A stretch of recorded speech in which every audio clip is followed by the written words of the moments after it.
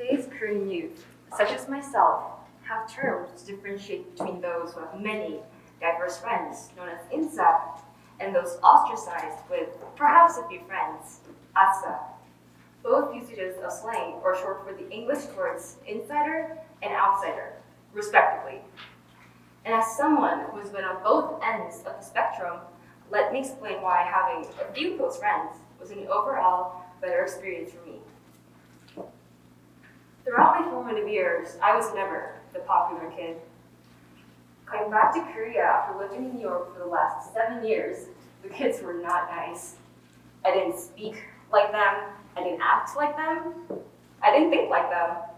My aggressively tan skin never bothered me, and I was eager to speak my mind in butchered Korean.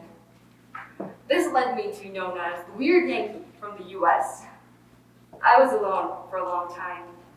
I cried almost every day after school, and to this day, I still consider grade 5 to be my all-time lowest, so far. But wait, there's still a gleam of light to this sob story, and that gleam was my best friend from that time.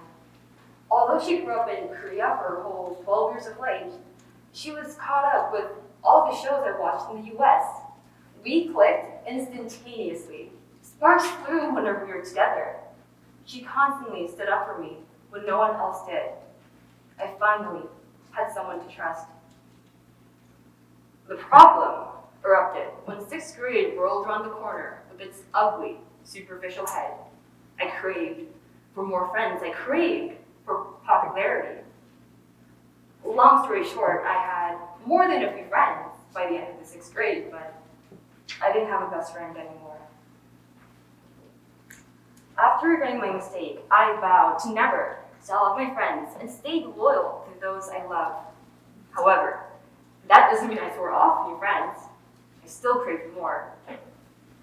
During the phases where I hung out in cliques and went to parties as an insa, I couldn't feel any more paramount. Adrenaline rushed through my veins when seemingly every student waved at me in the hallways. I felt this sense of eliteness when I sat at our lunch table. Finally, people cared about me. Or did they? Well, perhaps they did back then, but I don't speak with any of them now. Well, they certainly don't seem to care about how I'm putting up with the current pandemic, and I don't blame them. I didn't ask either. This cycle of hanging out with only close friends and then expanding to as many people as possible went on a few times throughout my life. But at the end of every cycle, it was never worth it. Friends whom I shared a weak connection with soon dissolved into yet another Instagram follower I hardly bothered to DM. On the other hand, the close friends I made during my hardships last to this day. I still use the same group chat I made with my middle school bully victims as we remain rock solid as each other's support group. The amount of support we provide each other is immense. When one friend finds useful information, we share it with each other, no strings attached.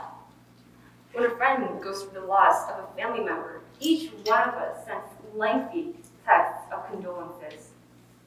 We are all genuinely happy for each of our successes without even thinking about how we could benefit ourselves in return. Some give the argument that we can get stuck in our ways by only hanging out with the same close friends. I dare to disagree. Yes, I can get different opinions and perspectives meeting with a variety of people. However, I can't tell if these opinions are ever honest when I can't even be honest to myself around them. It's difficult to grow as a person when you're surrounded by a pool of diverse leeches waiting for a chance to use you at your peak, just to shun you at your worst.